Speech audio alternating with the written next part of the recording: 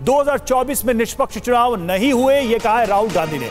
निष्पक्ष चुनाव होते तो बीजेपी को 240 सीट नहीं आती और देश में इस बार नियंत्रित चुनाव कराए गए, ये राहुल गांधी ने कहा है।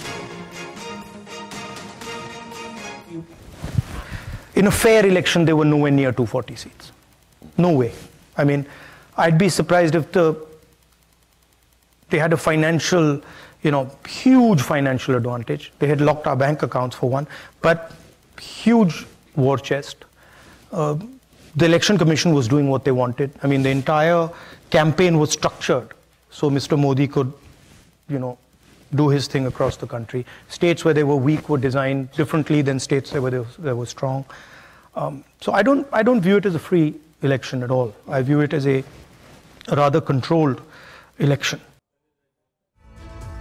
चुनाव की प्रक्रिया को लेकर ये राहुल गांधी का सवाल है। कांग्रेस के प्रवक्ता से ही मेरा सवाल होगा, शर्मा जी, ये जो एक चुनाव की प्रक्रिया, ये जो पूरा प्रोसेस है, इसको लेकर देश के अंदर तो चलिए रैलियों में राहुल गांधी ने, कांग्रेस ने सवाल उठाया, विदेशी धरती से भी आप जो इलेक्टोरल प्रोसेस है उसको पूरे प्रश्न चिन्ह उसको लगाते, इससे क्या हासिल हो रहा है कांग्रेस को? चुनाव आप लड़ रहे हैं, जीत भी रहे हैं, बेहतर भी सीटें आ रही हैं। सुनिए, एक दो बातें जो उठी उनको स्पष्ट करना चाहता हूं कि गुजरात और बिहार जो है वो मुस्लिम राज्य तो नहीं है। अगर वहां शराबबंदी हो सकती है तो जम्मू के अंदर जो मंदिरों का शहर था, हर चौराहे में 4 दुकानें शराब की आरपी सिंह साहब की सरकार ने खोल दी। और कश्मीर वालों को धमकी देते हो कि जो नहीं पीना चाहता वो अलग बात है। सर, गुजरात में ये कहकर शराबबंदी थोड़ी हुई है कि इस्लाम में ये जायज नहीं है। नहीं, गुजरात में ये कहकर शराबबंदी हुई है क्या? शराब पीना स्वास्थ्य के लिए हानिकारक है, ये तो हम सब कहते हैं, नहीं पीनी चाहिए शराब, ये हम सब कहते हैं। लेकिन शराबबंदी जिसका आप जिक्र कर रहे हैं वो इस नाम पर तो नहीं हुई है ना गुजरात में। रविंदर जी, किसको जस्टिफाई कर रहे हैं आप? एंकर साहब, छोटा सा पत्रकार मैं भी रहा हूं, आप तो आरपी सिंह साहब से ज्यादा बहस कर रहे हैं।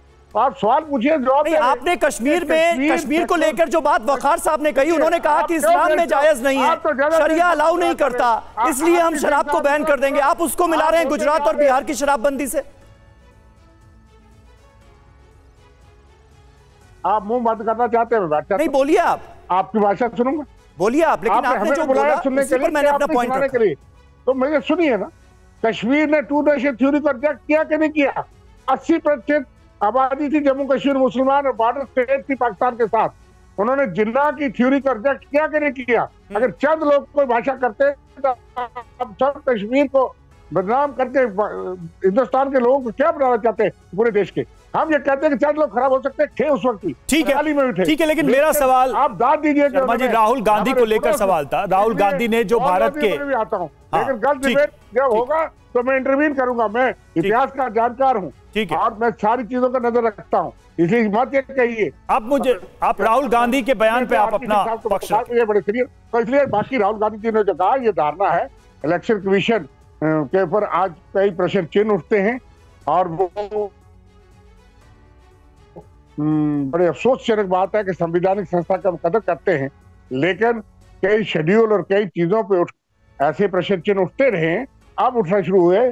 सारा जम्मू कश्मीर उठ करके चुनाव आयोग के पास गया था कि चुनाव करवाइए, लेकिन सुप्रीम कोर्ट के निर्देश के बगैर यहाँ चुनाव नहीं होते। आज सारी ओपोजिशन, तो आप ये मानते हैं रविंदर जी, आप ये मानते हैं कि लोकसभा चुनाव देश में निष्पक्ष तरीके से नहीं करा है इलेक्शन कमीशन ने, जो राहुल गांधी कह रहे हैं? ये कांग्रेस पार्टी का स्टैंड है। उन्होंने जिस तरीके से कहा, जो राहुल गांधी ने कहा, वो कांग्रेस पार्टी का स्टैंड है। जो उन्होंने कहा कि कंट्रोल तरीके से यहाँ जरूरत होगी वहां प्रधानमंत्री जी के ऊपर कोई संज्ञान नहीं लेना, जो मर्जी वो करते रहे, उल्लंघना होती रहे। इसलिए शेड्यूल भी इलेक्शन के इस तरह के निकलते हैं, तो कई धारणा ऐसी है और उस पर प्रश्न चिन्ह है। उस सिचुएशन उन्होंने कहा कि जिस तरह से कश्मीर के साथी ने कहा कि दहशत धमकी का माहौल आज भी बनाया जाता है और आरपी सिंह साहब यहाँ धमकी दे रहे थे। चलिए, ठीक है, पार्टी साहब का कुछ बोल रहा है, ये कहते हैं मैं नंगा कर दूंगा आपको। आरपी सिंह साहब से इस पे रिएक्शन ले लेते हैं। सिंह साहब, अब बात यही आ गई है कि जो इलेक्टोरल प्रोसेस है उस पर भी प्रश्न चिन्ह लगाया जा रहा है, यहां भी और देश के बाहर जाकर भी। सवाल यही उठता है कि ये प्रक्रिया जब हुई, इसमें बीजेपी को निराशा भी मिली इस लोकसभा चुनाव में, जो प्रत्याशित उनको जो उम्मीद थी उसके मुताबिक फिर भी प्रश्न बना हुआ है। राहुल गांधी कहते हैं कि अगर जैसा हम कह रहे हैं कि फ्री इलेक्शन नहीं है, फ्री फेयर इलेक्शन नहीं है, होता ढंग से तो हम जीत जाते, बीजेपी को सीटें तक नहीं आती। चलिए अपेक्षा करते हैं कि वे हर चुनाव के बाद ऐसी भाषा बोला करे। कर्नाटक और तेलंगाना के बाद यही बोलना चाहिए था, फेयर एंड फ्री इलेक्शन हुआ। तो क्या कि उनको जब सूट करता है वो उस हिसाब से बात करते हैं, परंतु आपने जो मुख्य बात, ये तो फेयर एंड फ्री इलेक्शन वो हर बार गाना गाते हैं जब चुनाव हार जाते हैं, परंतु जो मुख्य बात उन्होंने वहां जाकर कही जिससे देश बदनाम किया कि सिखों की पगड़ियां उतारी जा रही है, सिखों के कड़े उतारे जा रहे हैं, सिखों का दुर्व्यवहार किया जा रहा है, ये भाषा उन्होंने विदेश आकर बोली। शर्म नहीं आती उनको? उनके पिता राजीव गांधी ने, जगदीश शेट्टर, सज्जन कुमार, कमलनाथ ने दिल्ली के अंदर सीनियर सिखों का कत्ल करा, पगड़ियां उतारी, चाय डालकर जलाया, तब इनको ध्यान में आया। ये आज सिखों की बात करते हैं विदेश जाकर। ये जानकर, मैंने कहा ना, ये जानकर पूरी की पूरी कांग्रेस देश को अलगाववाद के रास्ते में भड़काना चाहती है, ये सिखों को भड़काना चाहती है, ये कश्मीरियों को भड़काना चाहती है। वहां तो भारत जोड़ो यात्रा हुई थी, वो तो भारत को जोड़ने निकले थे। भारत जोड़ो यात्रा की बात करें, क्या कह रहे हैं कश्मीर में, विदेश में जाकर कि सिखों की पगड़ियां, कौन से सिख की पगड़ी उतारी गई है? वो भूल गया 1980 जब यहाँ पे एशियन गेम हुए थे, जब बॉर्डर पर सिखों को रोककर उनकी पगड़ियां उतारी जाती थी, सिखों को चेकिंग की जाती थी, वो समय भूल गया क्या? नरेंद्र शर्मा जी जवाब दे रहे हैं। जी शर्मा जी बोलिए। मैं दे रहा हूँ। जब 1 साल के लिए जो सारे किसान और देश में जो हुआ उसके उन्होंने देखा कि ये और उसको बदनाम करें कि साजिश आपकी सरकार ने की, आप क्यों चुप रहे आरपी सिंह साहब?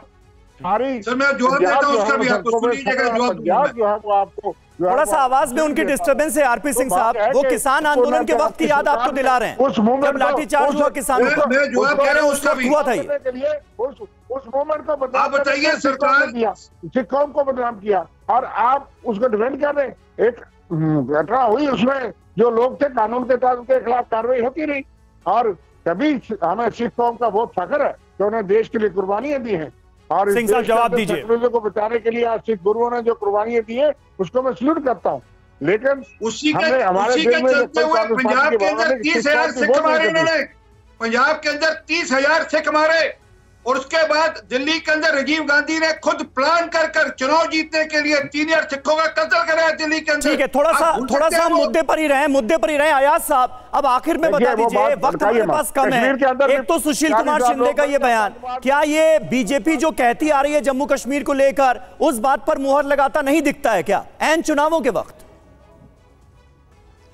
नहीं, वही है कि ऐसी सिचुएशन नहीं है जैसे शिंदे साहब ने कहा कि बेशक सुधार है, सिचुएशन में सुधार है, लेकिन इसके कुछ और कारण हो सकते हैं। जब वो इसको ये कहता है कि भाई शायद कोई इसको 370 के साथ मिलाने की कोशिश करेगा, ऐसी कोई वो बात नजर नहीं आ रही है, बल्कि 370 को एग्रीगेट करने से लोग एलिनेट ही हो गए फर्दर, और लोग महसूस कर रहे हैं कि उनके साथ गलत हो गया, ऐसा मानना है।